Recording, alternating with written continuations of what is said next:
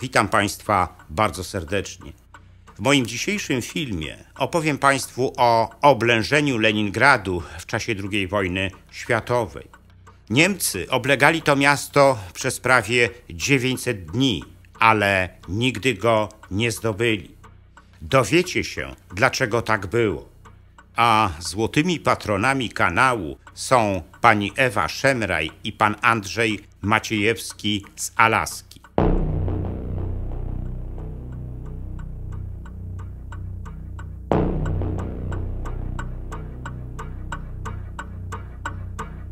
W czasie II wojny światowej Niemcy przez prawie 900 dni oblegali Leningrad, angażując do tego ogromne siły i środki.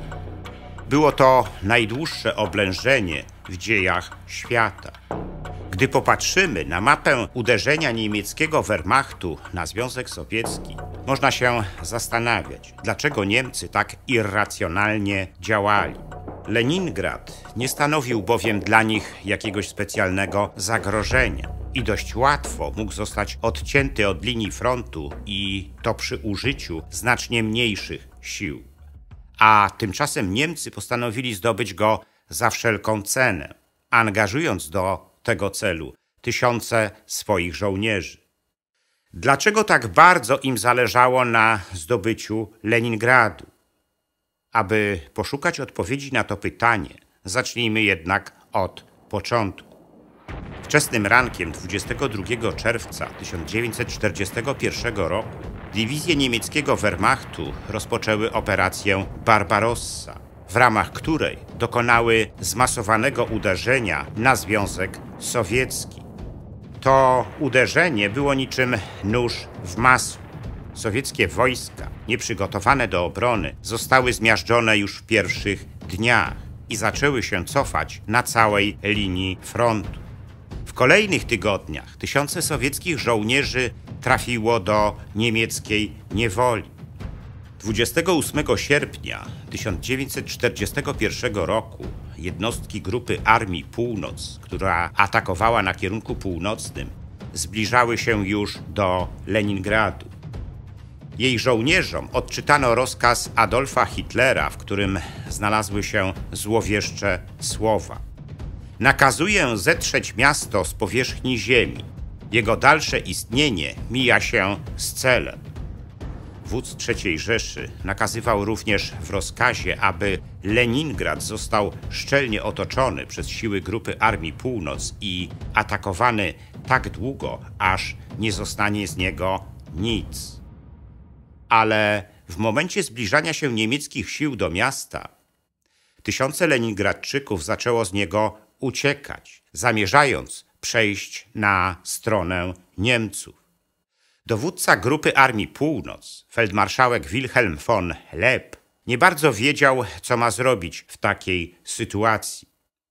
Wysłał więc depeszę do sztabu generalnego w Berlinie, domagając się jasnego rozkazu w tej sprawie. I taki rozkaz został mu wydany przez feldmarszałka Alfreda Jodla. Ten rozkaz nakazywał Leebowi, aby podległe mu jednostki odpędzały wszystkich sowieckich uciekinierów ogniem swoich karabinów maszynowych.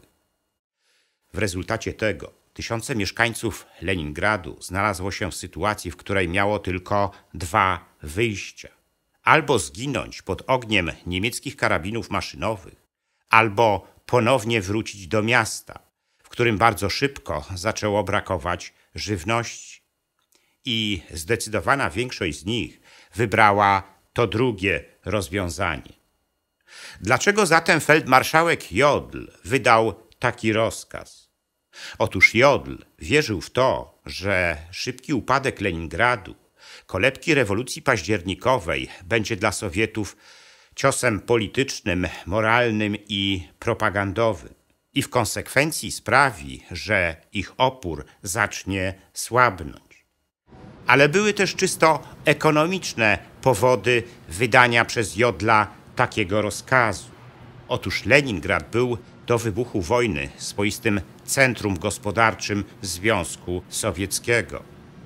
W liczącym prawie 3,5 miliona mieszkańców mieście działało ponad 330 fabryk, które zatrudniały łącznie prawie 500 000 robotników. To tutaj zlokalizowana była prawie 1/4 sowieckiego przemysłu ciężkiego. I to tutaj wytwarzano aż 12% całego sowieckiego PKB. Z chwilą wybuchu wojny i militaryzacji sowieckiej gospodarki aż 75% leningradzkich fabryk zaczęło produkować sprzęt wojskowy na potrzeby Armii Czerwonej. Bez tej produkcji jej opór byłby po prostu niemożliwy. O tym Niemcy dobrze wiedzieli. Z tego też powodu Stalin nie zarządził ewakuacji mieszkańców Leningradu, zobowiązując ich do obrony miasta za wszelką cenę. Pomimo tego, że jego położenie już wtedy wydawało się być beznadziejne, czego sowiecki dyktator miał pełną świadomość. Ale był też inny powód takiego postępowania Stalina. Otóż z chwilą zajęcia przez Niemców Litwy, Łotwy i Estonii sowieckiej flocie bałtyckiej pozostał tylko port w Leningradzie. Gdyby zatem Niemcy zdobyli Leningrad, sowiecka marynarka na Bałtyku zostałaby unicestwiona. Z kolei Niemcom zdobycie Leningradu zagwarantowałoby całkowitą swobodę importu norweskich rud metali, bez których nie mógłby pracować niemiecki przemysł zbrojeniowy. Jak już wspomniałem, zadanie zdobycia Leningradu realizowała Grupa Armii Północ, dowodzona przez feldmarszałka Wilhelma von Leba. Pomimo że była słabszą od grup Armii Środek i Południe, w jej składzie znajdowała się 4. Grupa Pancerna. To właśnie ona miała zapewnić przewagę Niemcom na tym odcinku frontu i wziąć na siebie główny ciężar niemieckiego Blitzkriegu, czyli błyskawicznego przełamania frontu i okrążenia jednostek nieprzyjaciela. I rzeczywiście 4. Grupa Pancerna ten ciężar na siebie wzięła. Tylko w ciągu 1 miesiąca, czyli od 22 czerwca do 20 lipca 1941 roku, zdołała ona pokonać aż 600 kilometrów. Sowieci byli przerażeni takim postępem najeźdźcy. Dla sowieckiego dowództwa stało się wówczas jasne, że jest kwestią czasu utrata Leningradu. I dlatego właśnie wydało ono rozkaz o pełnej mobilizacji miasta. Wszyscy jego mieszkańcy objęci zostali obowiązkiem przymusowej pracy. Setki tysięcy z nich skierowano do kopania okopów w ramach 3 linii obronnych wokół miasta. Z Leningradczyków pospiesznie sformowano również dywizje pospolitego ruszenia. Zostały one dobrze uzbrojone, ponieważ potrzebny do tego sprzęt wojskowy w większości produkowano w miejscowych fabrykach. Ale i tak sytuacja obrońców Leningradu była nieciekawa. Już we wrześniu 1941 roku jednostki Grupy Armii Północ odcięły miasto od połączeń z resztą Rosji i wdarły się na jego przedmieścia. Dowództwo Leningradu było wówczas gotowe oddać miasto Niemcom.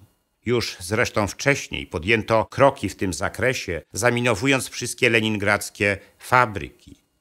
Jednak w październiku 1941 roku obrońcom Leningradu udało się odeprzeć silne niemieckie natarcie. W znacznej mierze stało się tak dzięki dowodzącemu obroną miasta generałowi Georgijowi Żukowowi, który wymusił walkę na swoich żołnierzach drakońskimi rozkazami. Między innymi Żukow zagroził rozstrzelaniem wszystkich oficerów i ich rodzin w przypadku, gdy nie będą realizowali jego rozkazów. W listopadzie 1941 roku feldmarszałek von Leb otrzymał z Berlina rozkaz, że ma zablokować Leningrad i zrobić to w taki sposób, aby jego mieszkańcy zostali pozbawieni dostaw żywności. Lebowi pomogli w tym Finowie, którzy najpierw odmówili Niemcom udziału w szturmie miasta, ale potem zablokowali Leningrad od północy. I wtedy zaczął się prawdziwy głód w mieście, które zgromadziło jedynie zapasy żywności mogące wystarczyć na nie więcej jak 60 dni. Niemcy zaczęli również systematyczne bombardowanie i ostrzeliwanie miasta. Podczas bombardowania, jakie miało miejsce w dniu 8 listopada 1941 roku, niemiecka Luftwaffe zniszczyła tzw. skład badejowski, w którym przechowywane były zapasy mąki i cukru. To pogłębiło tylko głód mieszkańców Leningradu.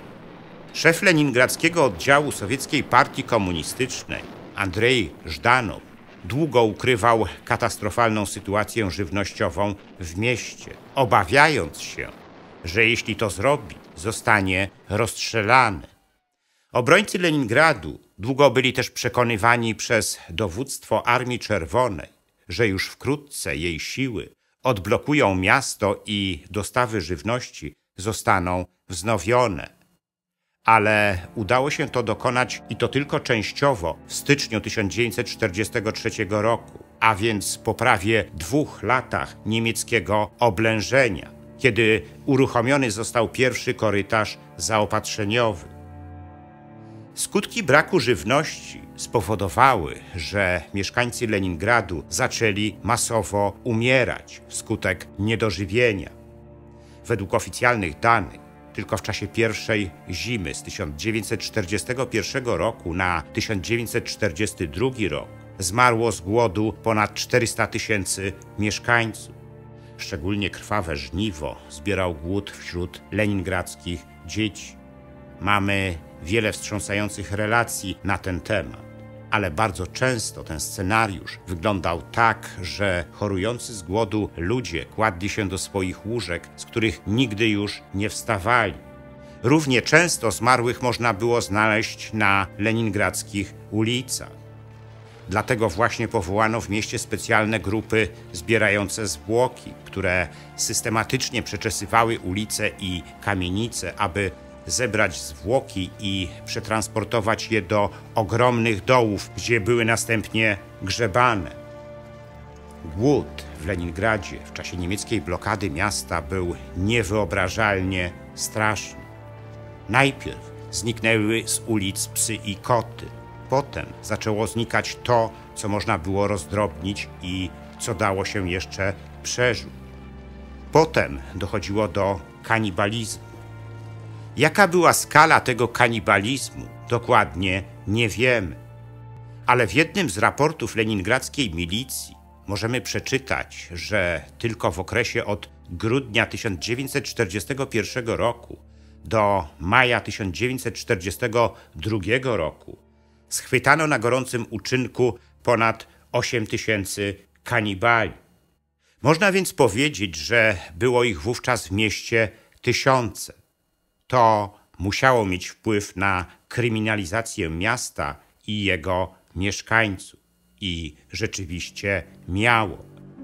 Ale w czasie, gdy leningradczycy umierali tysiącami na swoich ulicach i w swoich łóżkach, partyjni dygnitarze i funkcjonariusze NKWD żyli całkiem dobrze.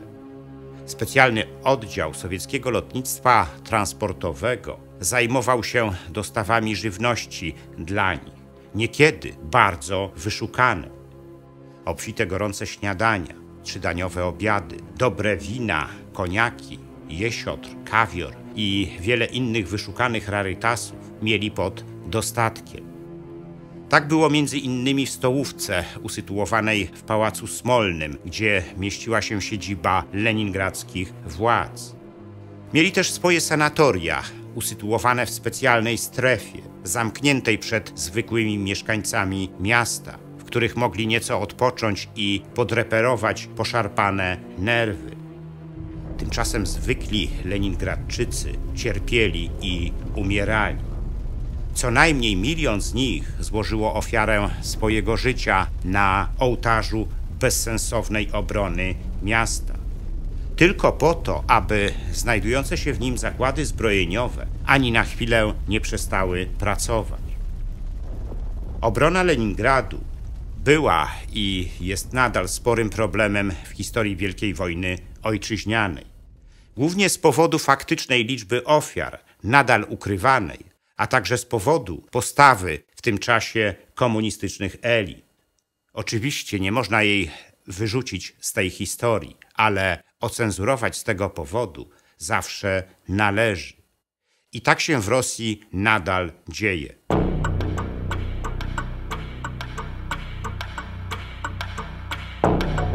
W moim następnym filmie opowiem Państwu o działalności ukraińskich nacjonalistów w przedwojennej Polsce i podejmowanych przez nich akcjach terrorystycznych przeciwko polskiemu państwu. Dowiecie się, kto finansował tę działalność i po co. Ten film zatytułowałem Zamach na Polskę. Akcje terrorystyczne ukraińskich nacjonalistów w II Rzeczpospolitej. Gorąco zapraszam do oglądania.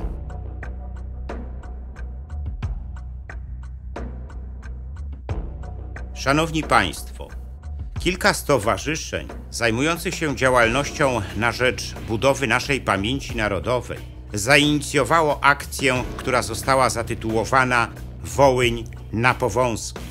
Celem tej akcji jest budowa pomnika ofiar ludobójstwa wołyńskiego na warszawskich Powązkach, naszej największej narodowej nekropolii. Odsłonięcie tego pomnika będzie częścią obchodów 80. rocznicy tzw. Krwawej Niedzieli, jaka miała miejsce na terenach Wołynia 11 lipca 1943 roku.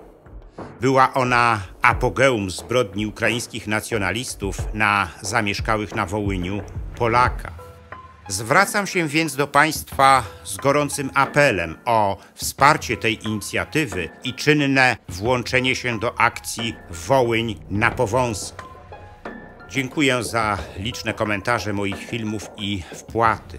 W sposób szczególny chciałbym podziękować złotym patronom, pani Ewie Szemraj i panu Andrzejowi Maciejewskiemu z Alaski, a także srebrnym patronom, wśród których są pan Dariusz Kwoka, pan Grzegorz Łojko, pan Michał Rychwalski, pan Dariusz Wietrzykowski, pan Dariusz Czarnotta, pan Artur Drogosz, pan Arkadiusz Strykowski, pan Piotr Kos, pan Bartłomiej Biegała, Kongres Polonii Kanadyjskiej z okręgu Toronto, Stowarzyszenie Nasza Polonia z Australii oraz biosna.pl.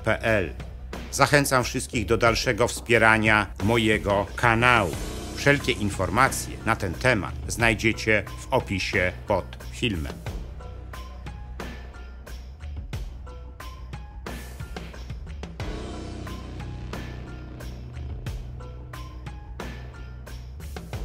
Jeśli podobał się Wam mój film, udostępnijcie go znajomym, dajcie łapkę w górę i kliknijcie subskrybuj.